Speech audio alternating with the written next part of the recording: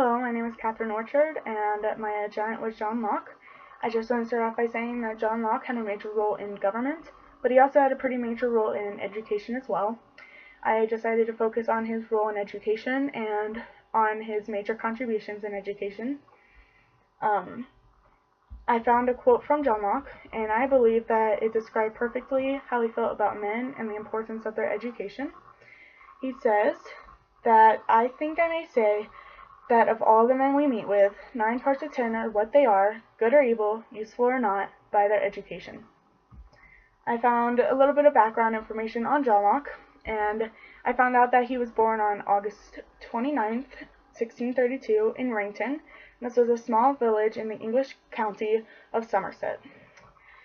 He attended Westminster School in London in 1647 because his father was a country lawyer and a military man, so his father had connections. He was able to receive an outstanding education. While attending Westminster, he earned the honor of being named King's Scholar, and this honor was only given to a few other boys.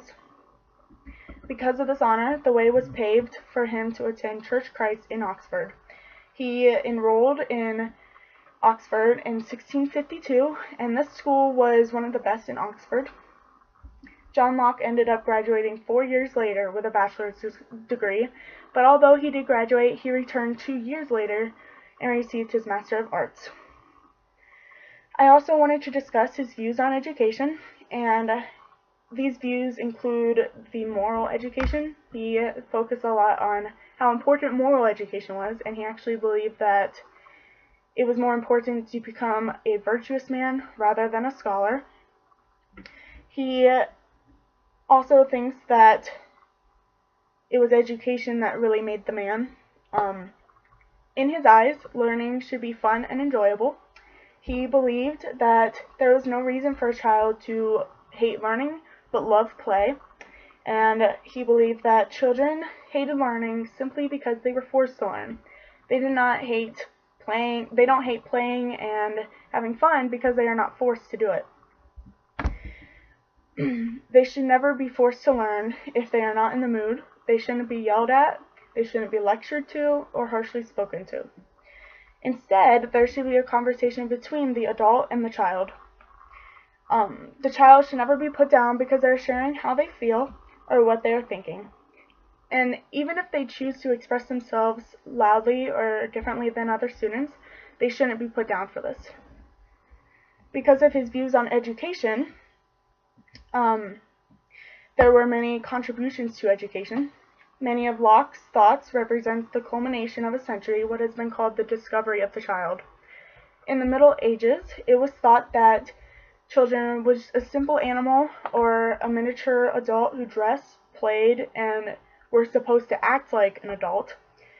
And in the Middle Ages, they also believed that different ages of a child was unimportant and their education was undifferentiated. This means that all students, no matter what age, were taught the same things, and they didn't think that it mattered. But John Locke disagreed. He treated children as human beings, and he believed that gradual development needed to be taught by parents. He stresses the importance of parents in a child's life, and he suggests that parents should spend time with their children and help them to learn and to grow. Because of the different ages in children, learning should be taught differently. He believed that certain things had to be taught at certain ages. John Locke believed that children should be taught a little bit of everything and a little bit at a time. For example, a child should learn geography, and once that skill is mastered, then he can move on to arithmetic, and once that is mastered, then he can move back to geography and learn a little bit more about that. The child will move from different topics and subjects, and once they learn the previous one, they can learn a new one.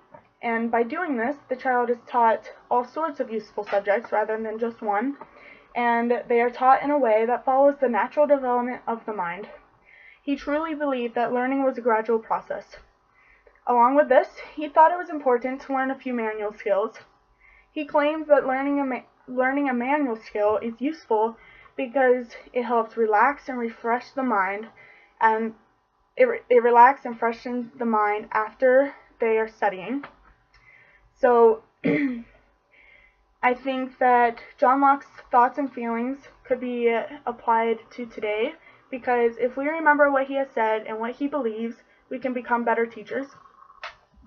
He said that every single child is different and needs to be taught different things. And if we keep that in mind, it will help us to teach and become better teachers. Elementary school teachers should always remember that learning is a gradual process, and they need to take the time to teach. If teachers could have a conversation with the students rather than lecturing or yelling at them, then this will help learning to be more enjoyable and it would go a lot smoother. We should remember to be patient with a child if they are having a difficulty learning one way, and if they are, then we should learn how to teach them another way. If it is kept in mind that children need their parents to learn and to grow, then we can also become better parents. And with the help of a father or mother, manual skills could be easily learned, and John Locke believed it was important to have such skills. John Locke's thoughts and feelings toward education and how to teach children could honestly help us to become better teachers and better parents.